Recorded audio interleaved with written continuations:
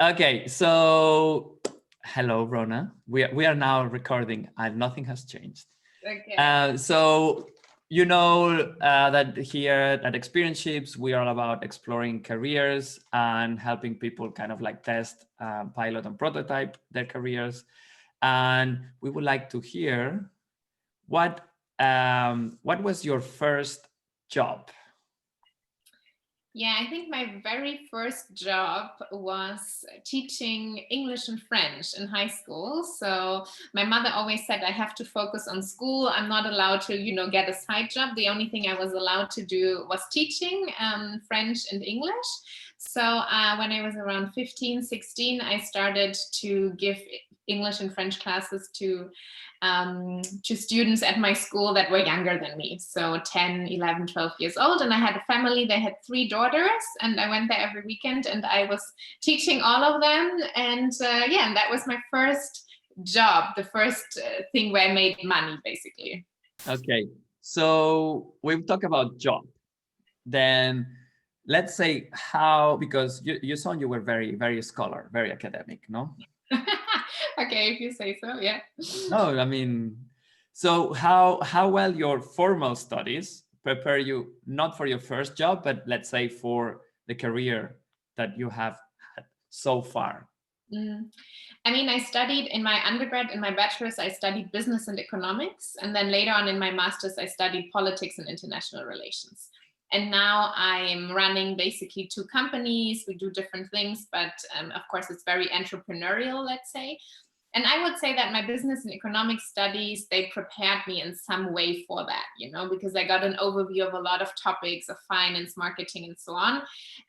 So I think there were some hard skills I really learned in that. My master's studies were more, I think, shaping my outlook on the world. I would not necessarily say that they equipped me with a lot of hard skills for what I do now. But generally, I think it's not so much about the hard skills and the actual content, because everything is changing so quickly, right? Everything is constantly updated. So even my bachelor studies, a lot of things are outdated now, and I have to learn every day. I have to keep up every day with new things. But I think the soft skills in terms of living in different countries, collaborating with people, communicating in different cultures, that's what I learned through my studies. So yes, they prepared me for where I am now. But I think it's not even so much about the content, it's more about the setting, right? So I studied in 4 different countries. I worked with people from all over the world. And I think these skills I acquired through doing that was what really prepared me for where I am now. Okay, so yes, they did prepare you, but let's say content or kind of like the hard skills you need to keep, let's say, Always learning. Yeah. recycling. So what prepared you most was the setting and the way that the learning was designed in terms of being at different places, meeting which is part of the learning experience that I'm assuming it was conscious and designed on purpose. Exactly. So The foundation is there, but a lot of things, of course, always have to be updated.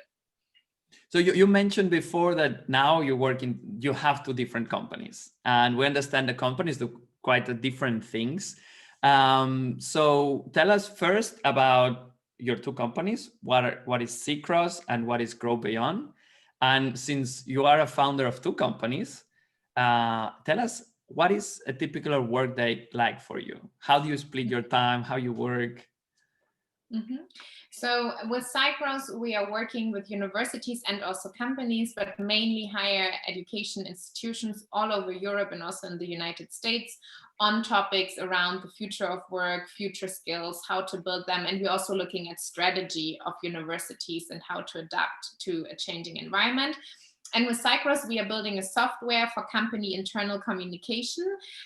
So you can share audio messages on the software inside of large companies. It also has to do with future of work, because we are looking at how do we want to communicate in the future and how do we want to collaborate inside of companies.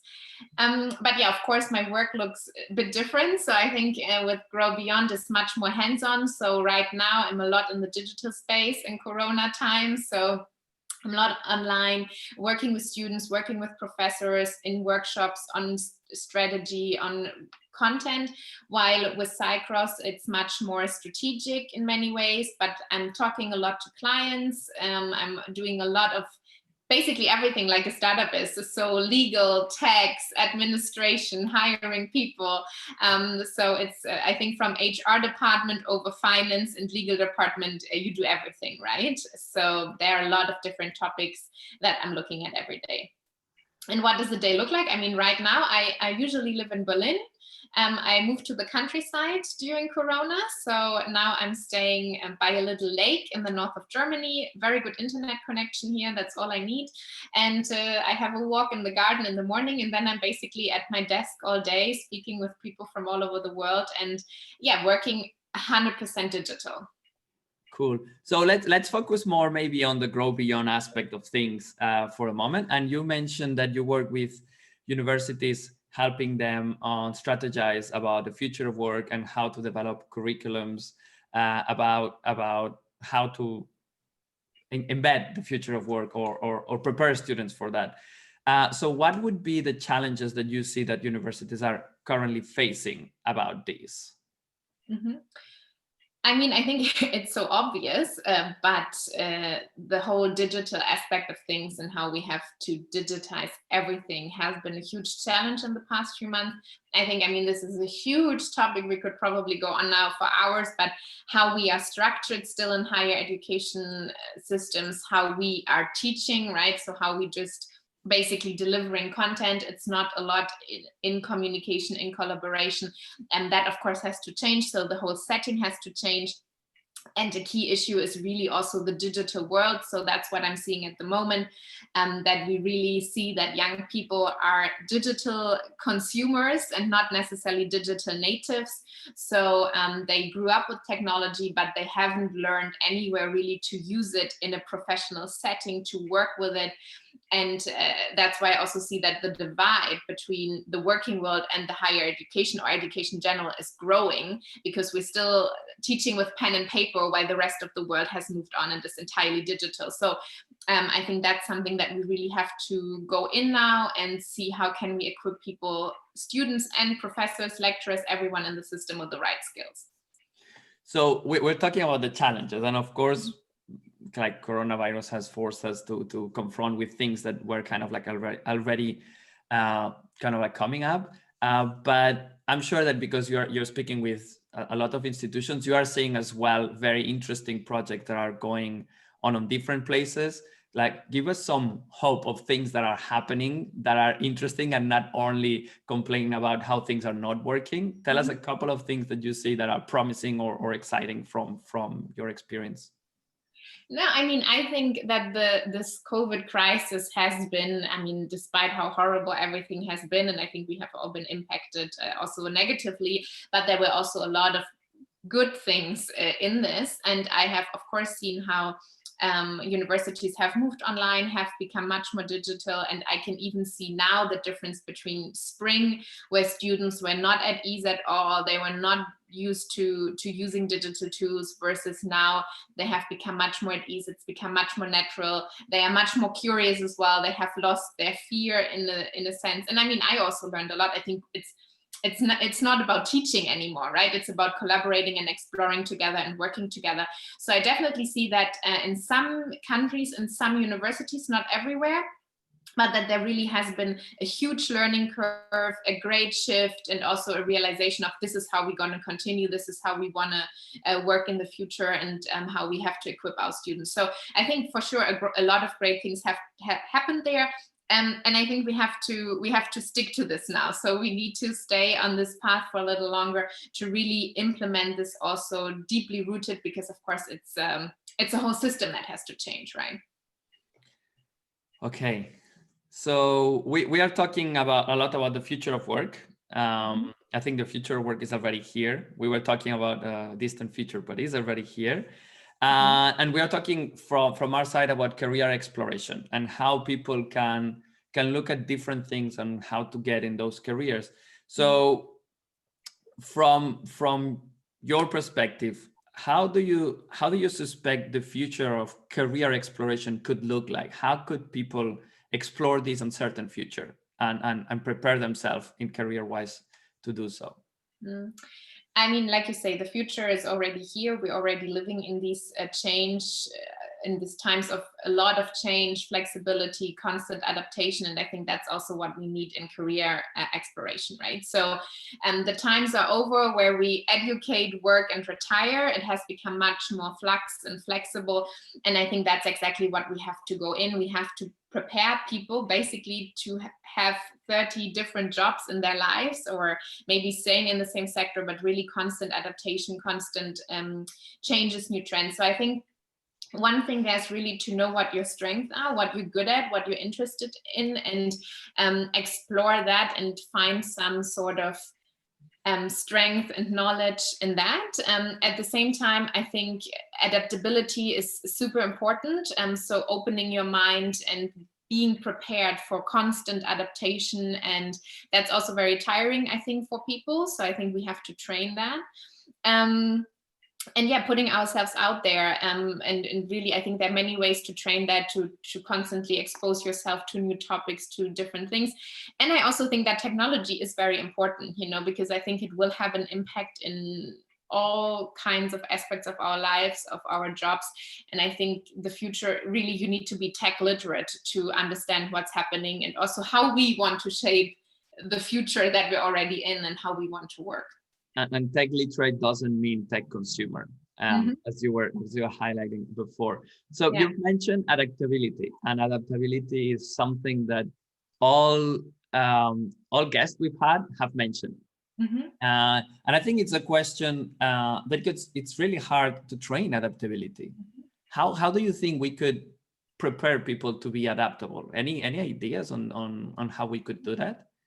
Well, I think it's exposing yourself to new topics and really also to uncomfortable situations. And I think it can be small things. I mean, for me, the bigger things have been that I lived in a lot of different countries. So for myself, I think that has prepared me a lot. You know, I worked in 8 different countries. I constantly had to get used to very different circumstances, very different life settings, open my mind to that.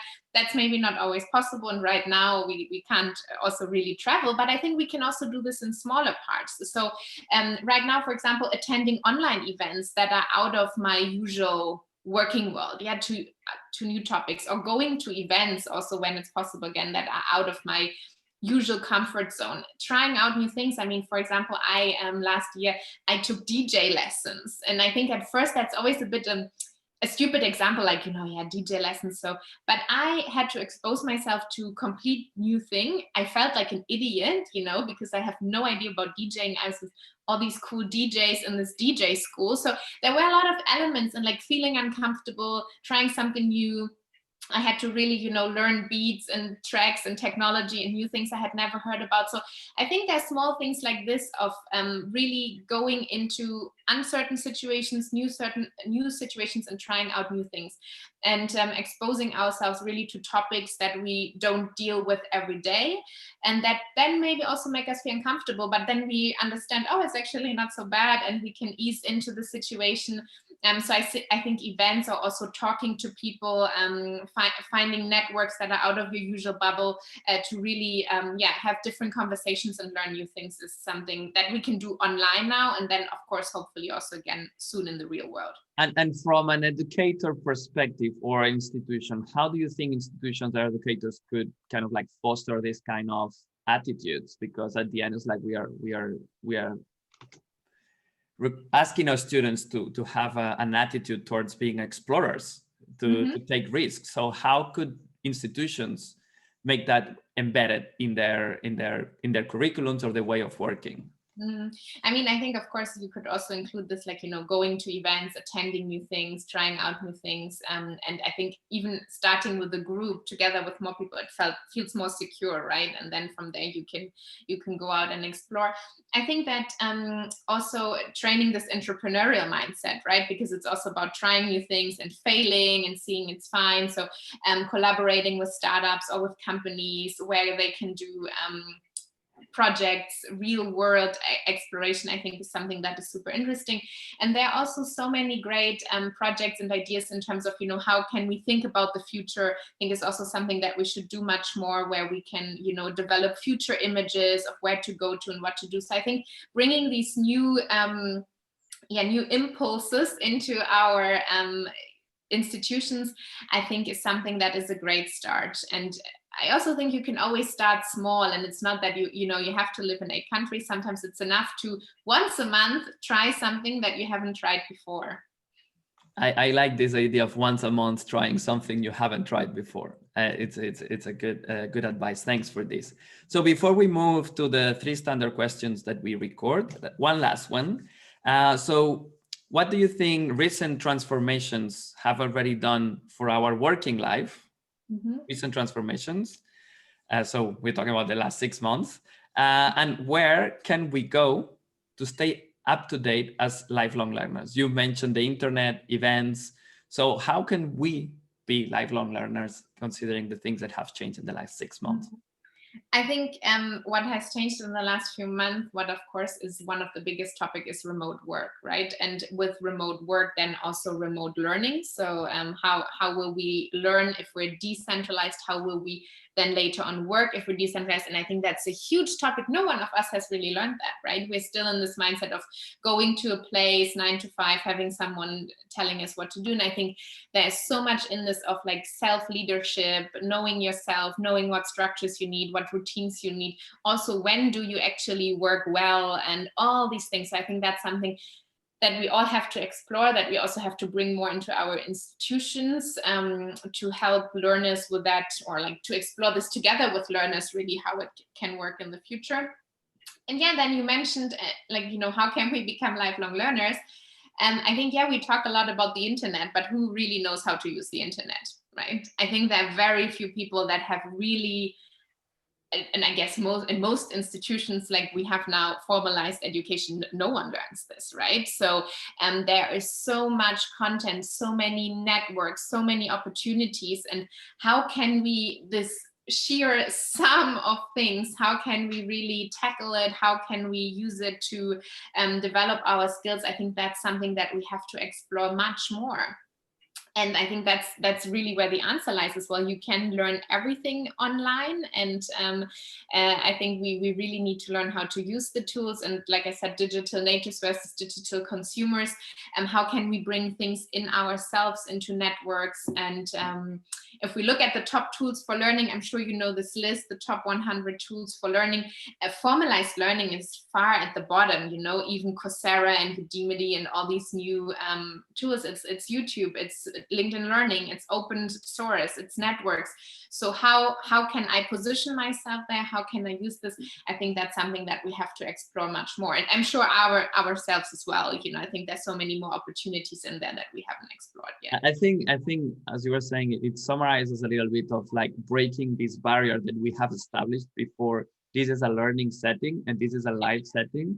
Yeah. And how can we transfer like going to an event as a learning opportunity, and how can we extract learning outcomes of this and know how to transfer them into learning portfolio, and just break this barrier of this is learning and this is not learning. Like it's live and you learn from whatever you are doing. So now we are gonna move towards kind of like the questions that we record. So are the 3 questions that we ask all guests. And you have mentioned you work in different industries, but let's say we will focus now on the learning environment for corporate, but then on the education is the industries that you mentioned you work. So tell us, in your opinion, what does the future of work look like in those industries that you spend most time working in? Yeah, I think, like we said, the future is already here. We're already living it every day and we're experiencing it every day. And I think it's full of innovation, constant change. It's full of a lot of technology and adaptation. And I think that's already what I see in my everyday life, that I learn something new every day. I have to almost get uncomfortable every day because I have to try something new. I have to put myself into a new situation and innovate and think innovatively about new solutions and use new technologies also for that. Okay, thank you. So, and this one might be a bit repetitive, but how do you think we can better prepare ourselves for 21st century careers? I think, like we said, really learning where our strengths lie, what are our own strengths, and then training adaptability. So we talked about that. What can you do to train adaptability? How can you constantly try new things, learn new things, expose yourself into uncomfortable situations, and also learn about technology. And I think that's also something that we always think is so obvious and so natural. We all know how to use technology, but I don't think we're there yet.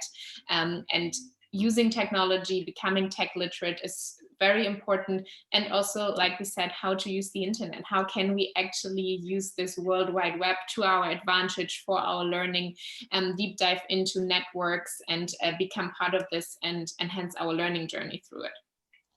Okay, and one last question. We know that you are a successful entrepreneur. You have running two companies, and you seem to be in a place in your career that you are happy.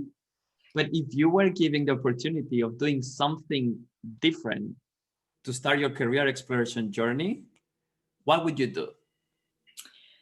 Yeah, I think I have been very lucky in the sense that by accident, by chance, living in 8 different countries prepared me for a lot of things that we're seeing today, especially in terms of constant adaptability, of openness to change, of readiness to adopt. But I think tech would have been part of it earlier and more. So I think understanding technology more and better, working with technology, there wasn't so much a chance of this in my formal education, let's say, but really pushing that topic more and earlier, I think would have been important. And other than that, I think also maybe more shadowing experiences or internships. I mean, I did quite a few things there, but even being more proactive and venturing out early and even asking people if I could come to their workplace for like a week to see what they're doing, and also finding mentors earlier, I think is something that I could have maybe changed or enhanced if there would have been the opportunity.